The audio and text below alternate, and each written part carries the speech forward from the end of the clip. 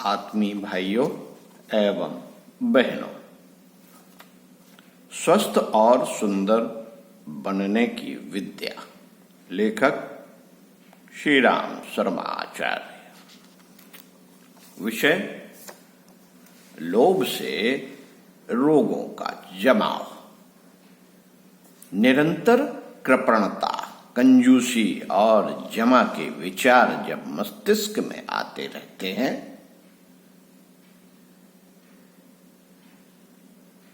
तो वे कुछ समय बाद आदत का रूप धारण कर लेते हैं। बहुत जमा करने और खर्च के समय अनावश्यक कंजूसी को लोभ कहा जा सकता है।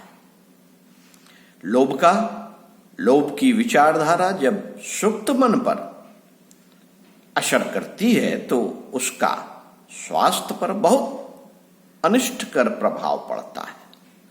रुपया पैसा यथार्थ में एक भोग वस्तु है। एक भोग वस्तु है रुपया और पैसा।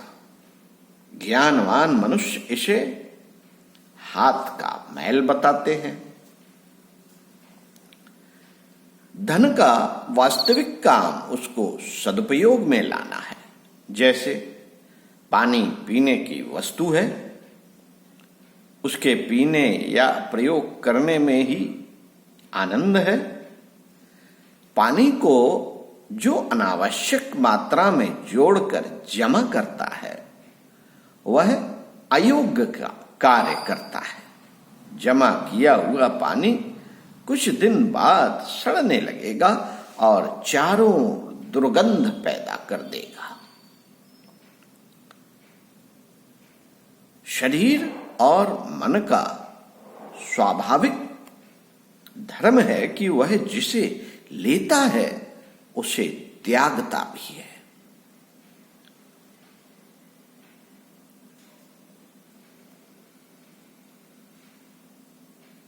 साथियों, मन में विचारों का आवागमन लगा रहता है।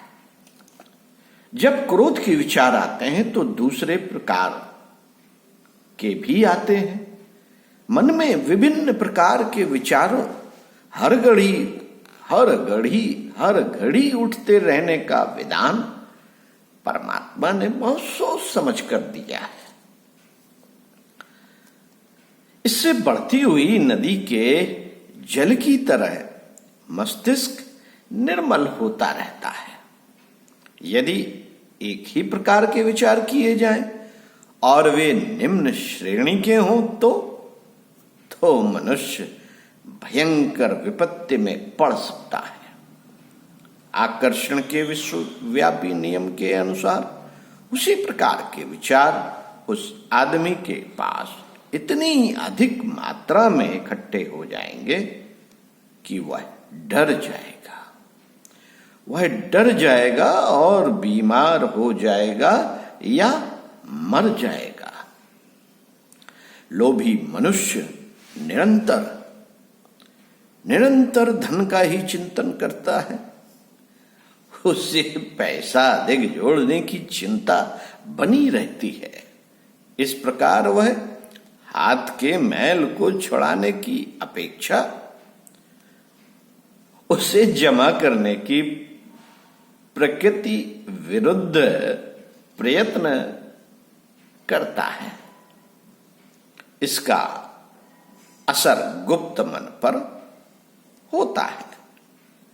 विज्ञजन यह भी जानते ही होंगे कि शरीर की श्वास प्रश्वास क्रिया, खून का दौरा, रसों का पचना, मल मूत्र का परित्याग आदि दैनिक जीवन क्रियाएं सुप्त मन के द्वारा होती रहती है। हमारा चेतन मन इन क्रियाओं में दखल नहीं देता, किंतु गुप्त मन की स्थिति के अनुसार क्षण भर में बड़ा भारी परिवर्तन हो सकता है। मनोविज्ञान वेत्ताओं ने शरीर की क्रियाओं पर सुप्त मन का पूरा अधिकार देखते हुए उस मन पर प्रभाव डालकर समस्त बीमारियों को दूर करने की मानसिक चिकित्सा पद्धति का ही निर्माण कर डाला।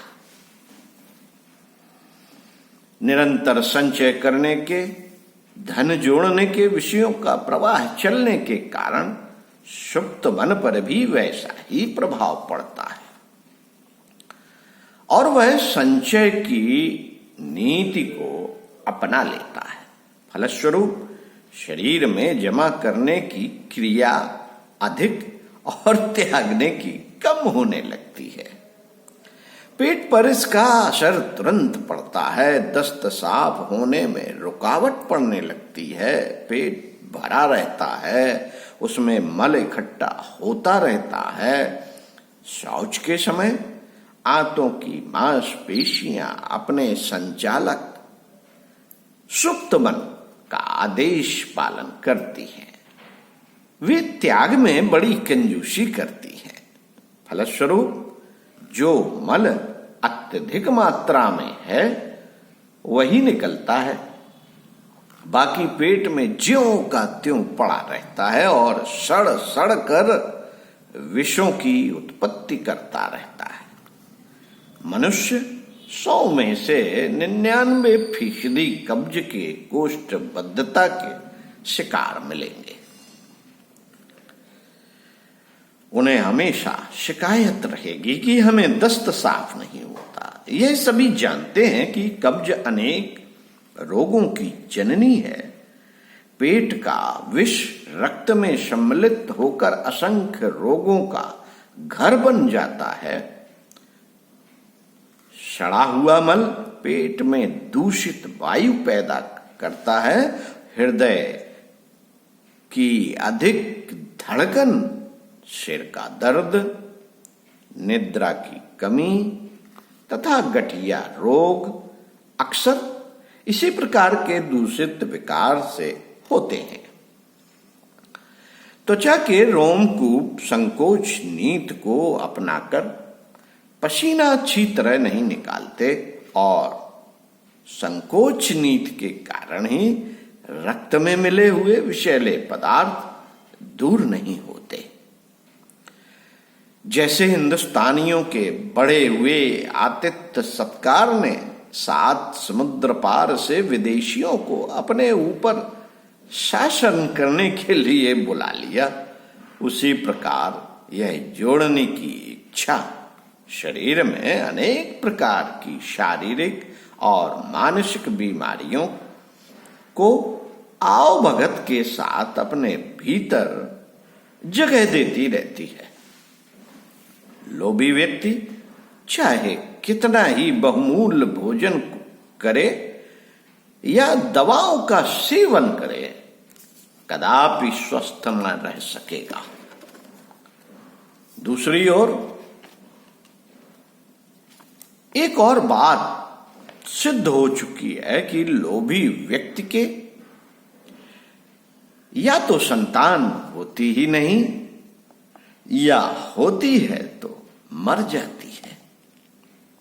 यद्यपि कई बार शारीरिक अन्य कारणों से भी संतान नहीं होती, परंतु अधिकांश उदाहरण ऐसे ही मिलेंगे जिनमें लोभ के कारण संतान का अभाव होता है। क्यों? क्योंकि लोभी पुरुष जीने के लिए खाना नहीं चाहता, वरन खाने के लिए जीता है। वह सुख के लिए धन नहीं चाहता, वरन सुख को धन पर निछावर करता है। उसके लिए सबसे अधिक प्रिय इच्छा, सबसे अधिक प्रिय इच्छा धन संचय करना होती है। यही बात अंतर मन में बहुत गहरी बैठ जाती है। मनोविज्ञान शास्त्र के विद्यार्थी यह अच्छी तरह जानते होंगे कि मनुष्य के समस्त कार्य, आदतें और सफलता असफलता उसके गुप्त मन के विश्वासों पर अवलंबित है। बाहरी मन का उतना महत्व नहीं है और यह भी हो सकता है कि दोनों मनों में एक दूसरे के विरुद्ध विचार भी रहे। जैसे हमारे अंतःकरण में एक आदमी के लिए घोर घृणा है, पर कारणवश बाहरी मन से उस आदमी को बड़ी आव भगत करते हैं, उससे मीठी मीठी बातें करते हैं और उसकी छोटी मोटी सेवा सहायता भी करते हैं। यह दोनों बातें एक दूसरे से विरुद्ध हुई, पर अक्सर होती है। हमारी कोई भी इच्छा तब पूर्ण होती है जब अंतःकरण उस बात को चाहता है। संतान के संबंध में भी यही बात है। मन जब संतान की इच्छा करता है तो उसको संतान अवश्य होती है। धनवान लोग बाहरी मन से संतान चाहते हैं, पर वास्तविक उपासना तो वे धन की करते हैं। वे संतान के लिए धन नहीं चाहते, वे संतान के लिए धन नहीं चाहते, वरन धन की रक्षा के लिए संतान रूपी चौकीदार नियुक्त करना चाहते हैं, ताकि उनके मरने के बाद भी उनका धन सुरक्षित रहे। ऐसे व्यक्तियों को अगर संतान हो भी तो वे उसके लिए शिक्षा दीक्षा में उदार हृदय से धन व्यय नहीं करते। हाँ, बीमारी या मृत्यु का भय उपस्थित हो जाए तो डर के मारे डेली की जगह भले ही खर्च करें। दत्तक पुत्र लेने के समाचार नित्य हमारे सुनने में आते हैं। जब हम विचार पूर्वक देखते हैं तो यही प्रतीत होता है कि अपने धन की चौकसी के लिए किसी प्रकार हमने चौकीदार जुटाने में सफलता प्राप्त कर ली। अन्यथा यदि वह उदार हृदय होता तो इस देश में जहां पैसे के अभाव में धार्मिक प्रगति रुकी पड़ी है, किसी धर्म कार्य में अपनी संपत्ति को लगा देता। जैसे राजा महेंद्र प्रताप ने अपना राज्य प्रेम महाविद्यालय वृंदावन को दे दिया। प्राचीन काल में ऐसे कई उदाहरण मिलते हैं। ऋषियों ने जब देखा कि मनोविकार के कारण संतान नहीं होती, तो उन्होंने इस भार को हटाने के लिए संतान के इच्छुकों को त्याग, तप, यज्ञ, दान आदि के कर्मों में लगा दिया।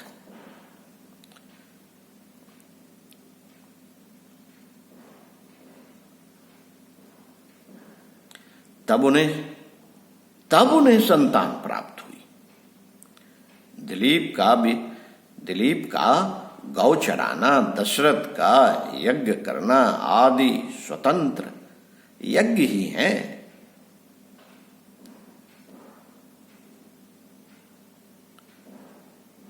ऐसे अनेक उदाहरण हैं।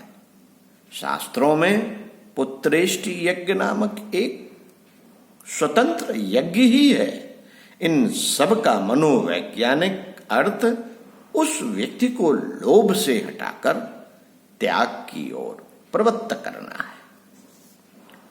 अगले वीडियो में आपको बताएंगे लोभ में एक प्रकार का गोप्य भाव है। गोप मतलब रहस्यमय भाव है। ओम शांति। अगले वीडियो में बताते हैं। पंडित श्री राम शर्मा आचार्य।